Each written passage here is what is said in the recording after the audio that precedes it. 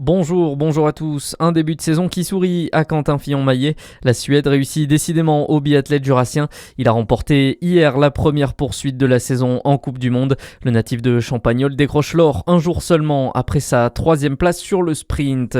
Nathalie Kunders boucle sa dernière réunion publique avant le vote du budget. Samedi, la maire de Dijon a présenté les grandes opérations du budget 2026 devant une centaine d'habitants du quartier Audelais. Parmi les questions soulevées, le coût de l'abonnement au transport en commun. Un sujet complexe selon l'élu qui a rappelé le rapport mitigé de la Cour des comptes concernant la gratuité des transports, mais également dans le cadre du projet de 3e ligne de tramway qu'elle estime envisageable en partie grâce aux recettes actuelles. Une rencontre qui marque la fin de ces réunions publiques avant l'examen du budget. Le DFCO porte plainte après des jets de fumigène vendredi soir alors que Dijon affrontait Valenciennes en national. Un homme a été interpellé après avoir jeté 3 fumigènes au stade Gaston Gérard. Il a été testé positif à l'alcool au moment de son arrestation. Le supporter a été placé en garde à vue.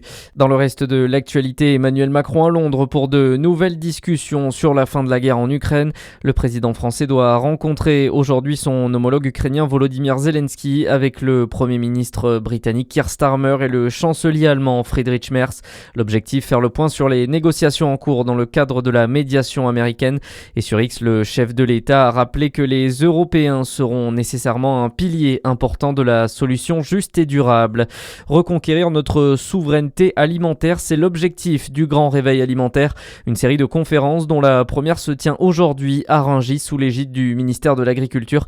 Filières, transformateurs et distributeurs sont rassemblés pour plancher sur une stratégie étalée sur 10 ans. Le secteur de la volaille est particulièrement touché. Près de 50% du poulet consommé en France vient de l'étranger. L'interprofession de la volaille est présente à Rungis et pour son directeur Yann Nedelec, l'heure n'est plus aux négociations. On n'attend pas grand-chose de la réunion qui a un lancement en soi sur le sujet.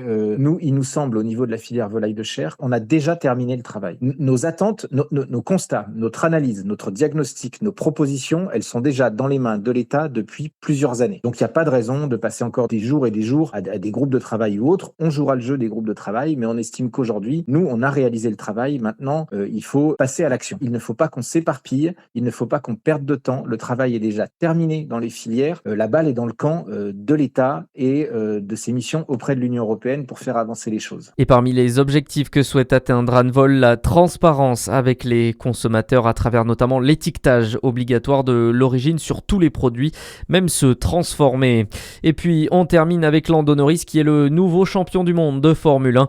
L'Anglais remporte son premier titre après un dernier Grand Prix décisif à Abu Dhabi. McLaren fait donc le doublé cette saison avec le championnat constructeur. À suivre, la météo sur Fréquence Plus.